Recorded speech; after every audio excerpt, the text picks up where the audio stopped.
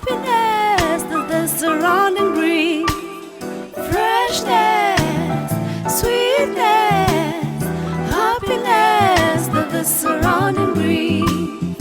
Take care of the nature before it takes care of you.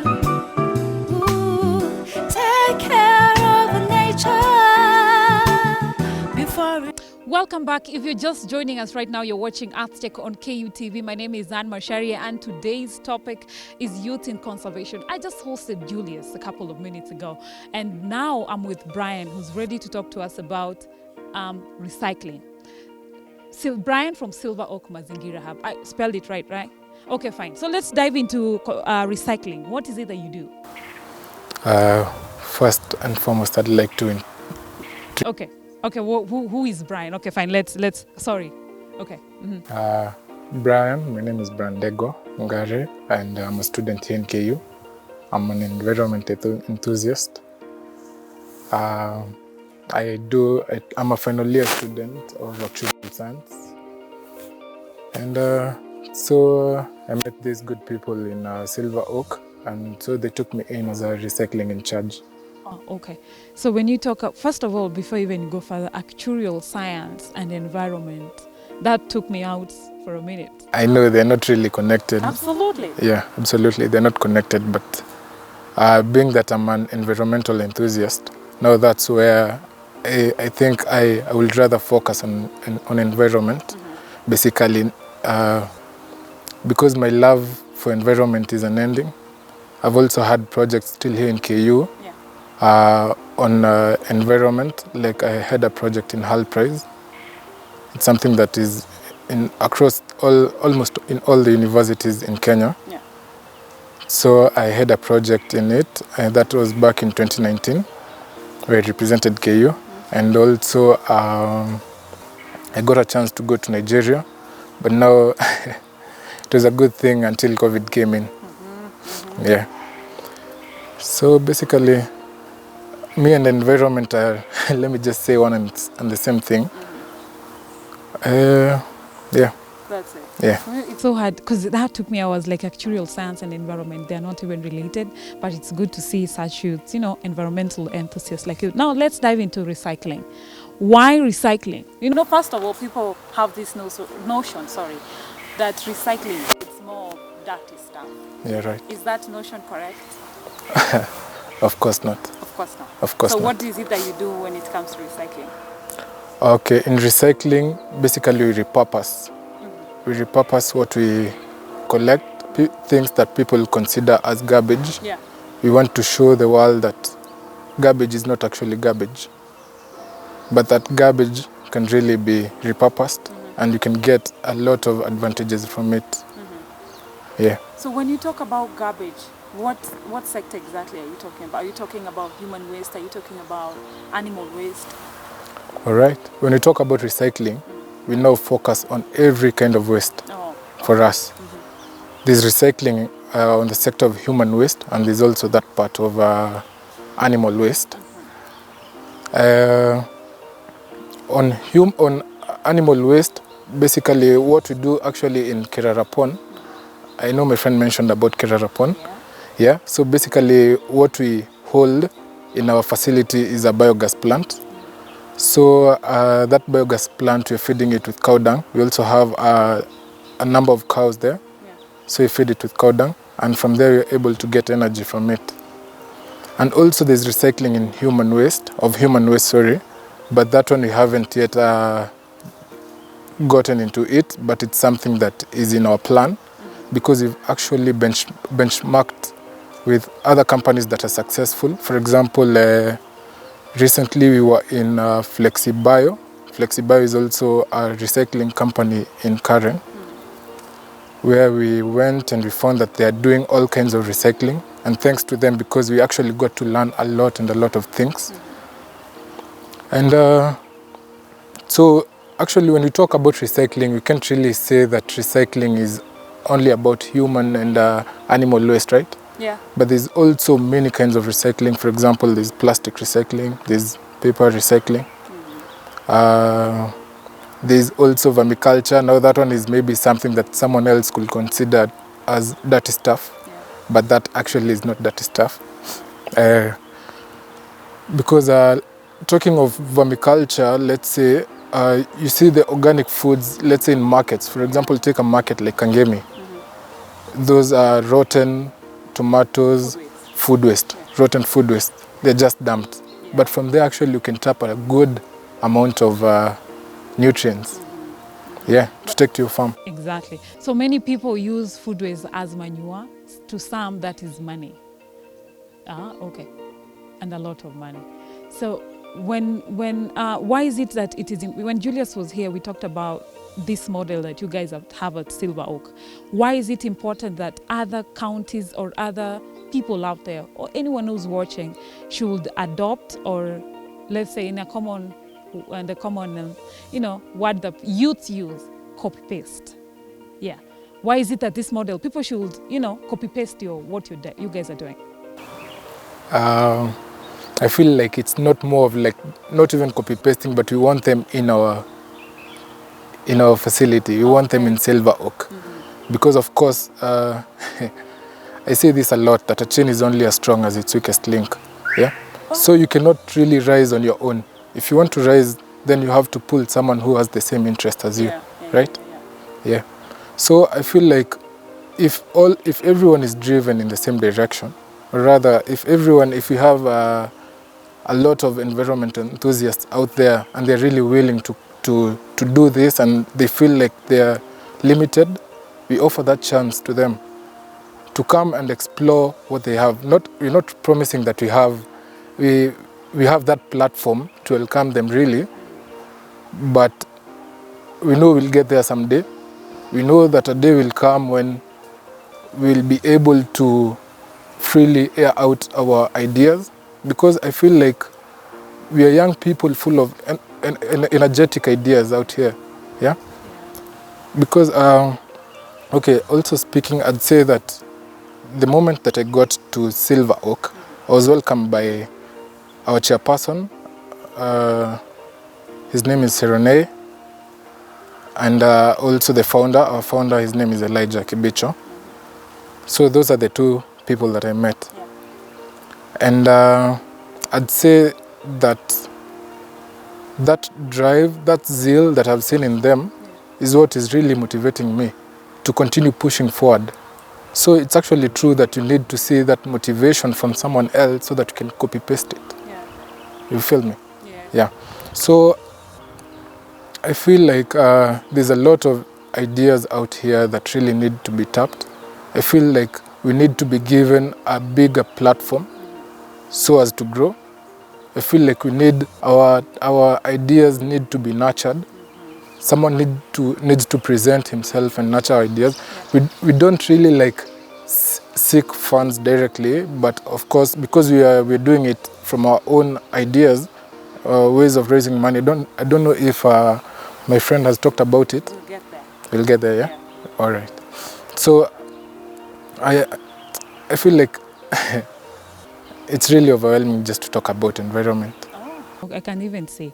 But now you mentioned something to do with funding. When you and I met along KU corridors, you had mentioned something to do with Bookmarks. Tell us about that. Okay. So on Bookmarks, that's an idea that we came up with, an idea to help us raise funds. So on the Bookmarks, we decided that each and every individual who is in Silver Oak, we are like 20 to 25 people in Silver Oak, but of course seeking more. So everyone gets that chance to sell 2 bookmarks in a day. And through if everyone sells 2 bookmarks in a day, the money that we get from that actually comes in handy in helping us move to the next step by, say, buying the seedlings. And also, for example, like the biogas plant that I just talked about, that biogas plant, it's someone who donated it to us. Yeah. So there are parts that were vandalized. So through this money, we're trying to raise, through this money that you're raising, we're trying to buy the vandalized parts so that it can be complete. Okay? Yeah. So basically, when you sell bookmarks, the money you're using, the money you get, you're using it to buy you're reinvesting it, which is actually a very good idea. But now, when Julius was here, actually, when we were just a couple of minutes ago, you mentioned about the 25 other people who are you work with. Do they also have different? You've talked about innovation, which I would want to know if it's something you're open to. What you guys do when it comes to innovation. Plus, you've talked about recycling, which I'm good. But first of all, let's talk about innovation. Yeah. On innovation, it's ideas that we welcome. Okay. On innovation, I'll say that we've just started it, but I'm loving the pace that we are going with. And on innovation, I'd say that there's a lot of ideas out here that we really need to incorporate among us. And one of it being that, for example, I'll give an example on plastics. Yeah. I'd say that plastics, it has always posed a big challenge for the whole world, not just in Kenya. Yeah. So for innovation, I believe that we really need. I know if I talk about it in a sense that to replace plastics, it won't make sense. But I know there are many investors out there who really want to see, is there really an alternative? Is there really another thing that can replace plastics? Yeah. You see, now that one comes in with innovation. Okay. And are there challenges you're facing at Silver Oak Mazingira Hub? If yes, what kind of challenges? Before we wrap up. The challenges that we're facing is on funds, basically. The challenge is on funds, and it actually slows us down to some extent, because even with the amount that we speak of raising in a single day, you see, different people have different things to do during the day. So you can't really depend on someone to raise the amount. So I think that's why we also encourage other people to join us. I'd say that is a big challenge for us because it slows us down. I feel like we are not able to do things in the expected time. I also feel like there's that need to move in a faster pace. Yeah. So on funds is the biggest challenge that we have, but I know that a day is coming. A day is coming where all this won't be a challenge anymore, but will be somewhere. All right. So you're parting short, Brian. I'd like to make just a call out there. Someone who is listening, someone who is able to help out. Because I can, this is a real mess out here. It's a real mess. And also on for example, let's take a dam site like Dandora dam site. Let's even call it a landfill because it's more like it, My research tells me that in Dandora alone, that Dandora dam site, it's a home for 850 tons of solid waste. You can imagine 850 tons in a day from Nairobi alone. That's a lot, And even after being declared that the landfill itself is full in 1996, still up to date, garbage still go to that dam site. You get my point? So I just want to pass this message to anyone out there that is listening, that garbage is not garbage. It's you who terms it as garbage. That there's value in everything that you see is valueless. My project in actuarial science, my project in Health Prize was on, it was on credit bins, So you can't imagine that I was just seated somewhere and looking around I could see all kinds of waste around me, plastics. I could see plastics, I could see paper, and something just hit me. Is it that this thing is valueless so that the person who threw it there just left it like that? But again, I saw no, because there are people who are making use of that plastic. The people who are repurposing the use of that plastic, So that's how I came up with a project, and the project was basically it was actually introducing partition bins, in household levels. Because if we talk of 850 tons of solid waste being taken to Dandora dam site from Nairobi alone, then we can't ignore the fact that this waste comes from household, most of it, Because how many households are in Nairobi alone?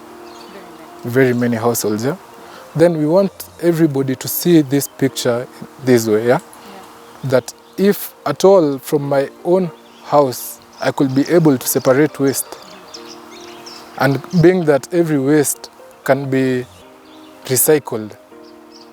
First, let me say that every waste can be recycled. So being that every waste can be recycled, then there's that need, that self-need, to go and partition, to go and make sure that you put the waste where it's supposed to be so that it makes it easy for recycling.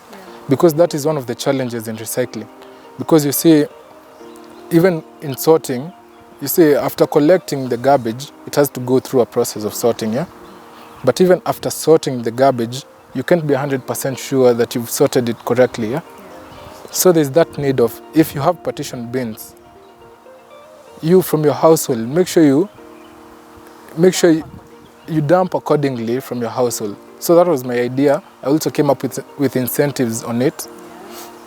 And if at all I could be able to expound on that idea, and of course on behalf of Silver Oak, because I see a time when we'll be somewhere really we'll have moved a big step. But then to move that big step, we have to start it from here. So if there's someone out there who is really listening, I feel like we need to really take heed of all these ideas that are coming from us as the youths, because I feel that we are really potential. We have potential, and a lot of potential. Right. That's great. It's good to believe in yourself at the end of the day. Yeah, so I want to thank you so much, Brian, for making time. I know anyone who's watching, plus can you also mention your Facebook platform so that when someone out there who's interested, they can reach out to you guys? You can reach us through Silver Oak Mazingira Hub in Facebook. Also Silver Oak Mazingira Hub in Instagram. There's Silver Oak Mazingira Hub, And also Twitter at Silver Oak Mazingira Hub. Right. So DM, because that's the common. Oh, all right. So you guys, I hope you've learned something back at home. That was Brian from Silver Oak Mazingira Hub. You can join them, send them a direct message. I'm pretty sure they respond as. Of course. Okay. In less than 24 hours. Yeah. All right. So, guys, that's what we had for you in today's episode. My name is Anne Mashari. Until next time, stay tuned.